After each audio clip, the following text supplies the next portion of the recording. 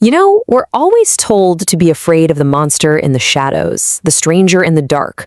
But what if the real monster is someone you see every single day? Today, we're diving into a case where the truth was so much more horrifying than the lie built to hide it. This is the Lululemon deception.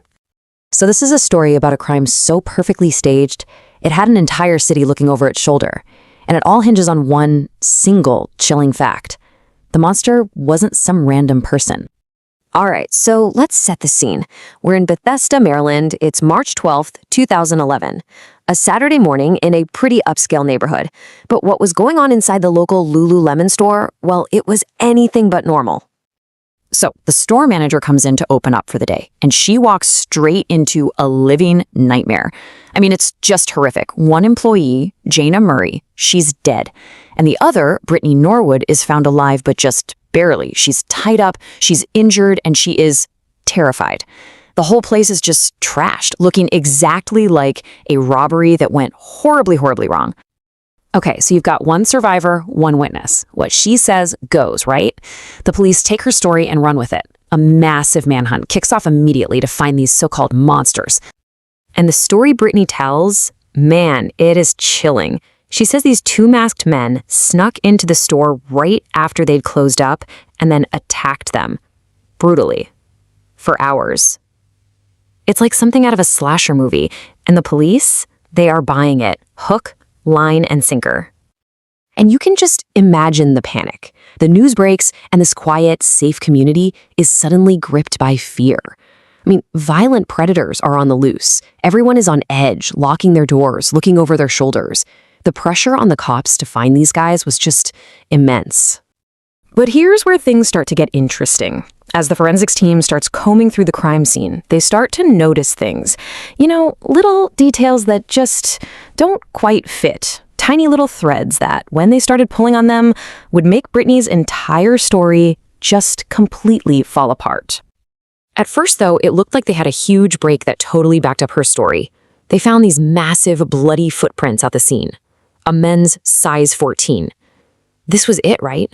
The proof of the male attacker she was talking about. Their smoking gun. Or was it? And this. This is where the story takes its first absolutely wild turn. The investigators, they find the shoes. The exact pair of size 14s used to make those bloody prints.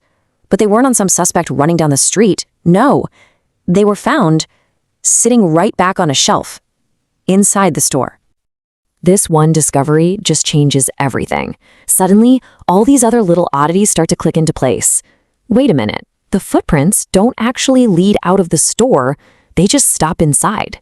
And, oh yeah, people next door, they told police they heard two women arguing late that night, not men. And for all the chaos, not one single person saw two guys running from the scene. Nothing. So the evidence at the scene is telling a story that's completely different from the one they've been told. The focus of the investigation makes a hard pivot, right onto the one person who was there, the survivor, Brittany Norwood. And then comes the final nail in the coffin of her story, the medical examiner's report. Brittany's claim was that she was violently assaulted, right? But the ME found something else entirely. Her wounds, they were superficial. And even more damning, they were self-inflicted. You see, there's a huge difference between wounds from an attacker and wounds you give yourself. The cuts on Brittany, they were shallow, hesitant, almost like scratches. They weren't the kind of injuries you get when you're fighting for your life. They were the kind of injuries you get when you're putting on a show. And just like that, the whole thing collapses. The manhunt, the citywide panic, the story of a brutal attack, it was all a complete fabrication. There were never any masked men. There was only Brittany. So, if the attack was fake, then what in the world actually happened in that store? Well, the truth is somehow even more disturbing than the lies she spun. So, the big question is, why? Why would someone do this? Why create this elaborate, monstrous lie? The motive, when investigators finally uncovered it, was so petty. So unbelievably trivial, it's just staggering. Get this. It was all over a pair of stolen yoga pants. That's it. Jayna Murray had caught Brittany stealing a pair of leggings. She found them in Brittany's bag and was going to report her. And to stop that from happening, to cover up this tiny, insignificant theft, Brittany murdered her. And this is maybe the most chilling part. After the murder, Brittany didn't run. She didn't panic. Instead, she stayed there all night with Jayna's body.